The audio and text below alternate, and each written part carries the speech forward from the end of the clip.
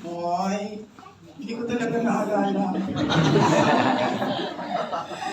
The person could interfere with the integrity of the proceedings or commit further crimes. Yun yung sinasabi ng prosecution. Aba, inelect pa yan ng Davao City na mayor nila. So, ibig sabihin, kapag umupo iyan, ay gagawin niya ulit kung ano yung mga ginawa niya noon. Sorry naman. Gagawin niya ulit kung ano yung mga ginawa niya noon. Sabi na nga ni Pangulong Duterte, kung nakita niyo, di ba? Lagi nagtatanong yung mga tao, bakit hindi pa siya nag-oath? Bakit hindi pa siya nag-assume ng mayor?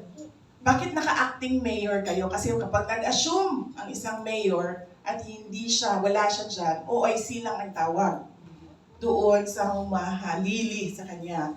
Pero kami sa Davao City ngayon, naka-acting mayor kami.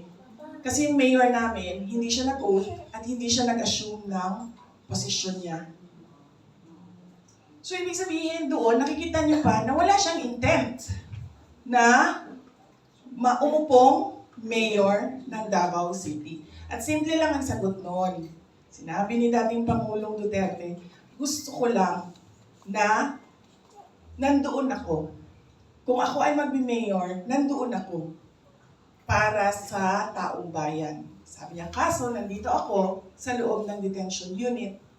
So hindi talaga ako mag-assume as mayor. Lagi namin siya sinasabihan mag-oath ka na.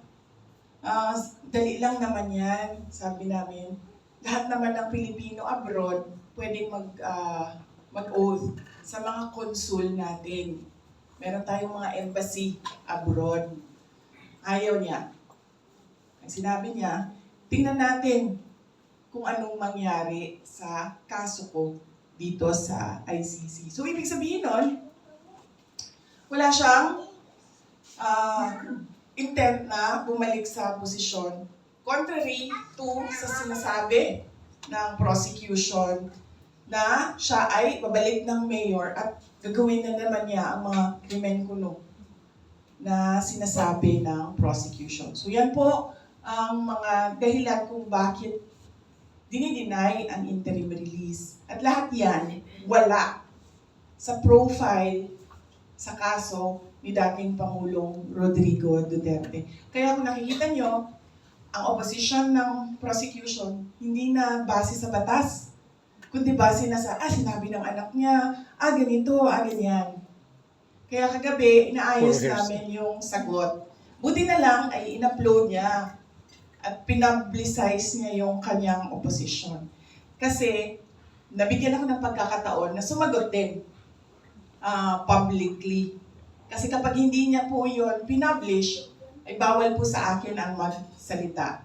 Pero dahil pinablish na, ibig sabihin, nakikita na ng publiko, pwede na akong magsalita. Marami nagtatanong, kamusta na ba